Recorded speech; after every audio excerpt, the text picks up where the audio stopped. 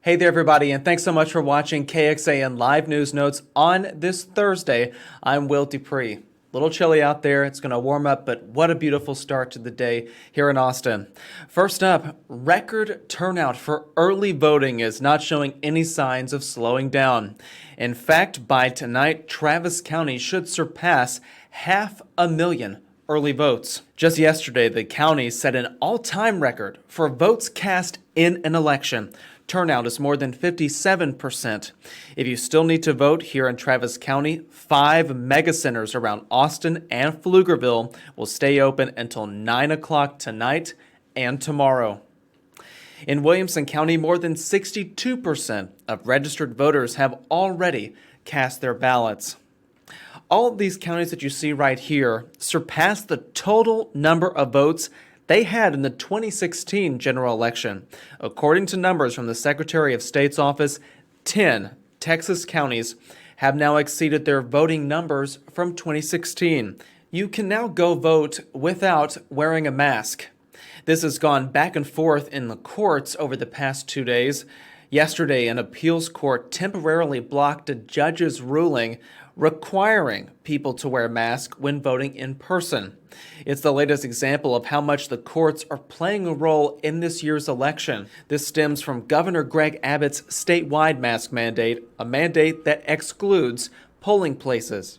The governor previously said polling places are exempt to prevent people from being turned away from voting just because they don't have a mask. However, critics said the rule discriminates Black and Latino voters.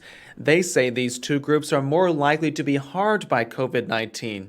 On Tuesday, a district judge agreed and required masks, only to have his ruling shelved by the higher court less than 24 hours later. This could still change again when the appeals court issues a final ruling.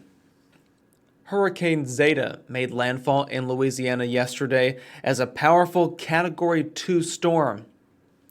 Places there are flooded and many are without power. Zeta now moves over Alabama as it weakens into a tropical storm. 6 Austin firefighters are in Louisiana helping the Texas task force.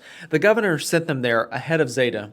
It's unclear yet when they'll be heading home. Taking a look now at the pandemic and its effects here in Texas, new cases of COVID-19 and deaths from it keep going up.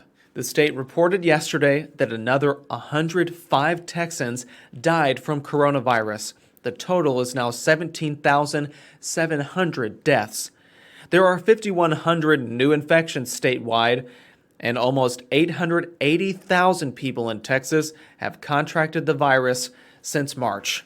The CDC puts this all into perspective. Over the last week, Texas reported more than 40,000 new cases, more than any other state or territory. You can see it there in the dark red line on the far right-hand side of your screen.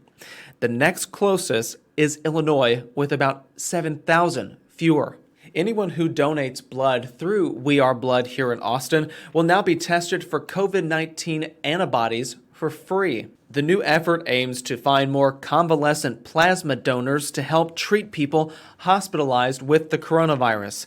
This comes as health officials expect a second wave of coronavirus cases to spike in a couple of weeks. In the summer, especially during June and July, our inventory was stripped and we had to rely on importing convalescent plasma from other areas of the country to be able to meet the need of hospitals, physicians, and the patients being treated here in Central Texas.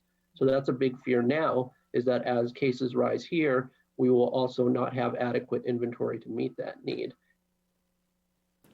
The blood bank hopes the antibody testing will also encourage more blood donations in general, since the pandemic has decreased the number of blood drives and all types of blood donations are way down at the moment. Well, that does it for your headlines today. Thanks so much for watching KXAN Live News Notes. I'm Will DuPree. Enjoy the rest of your day. Stay safe and take care.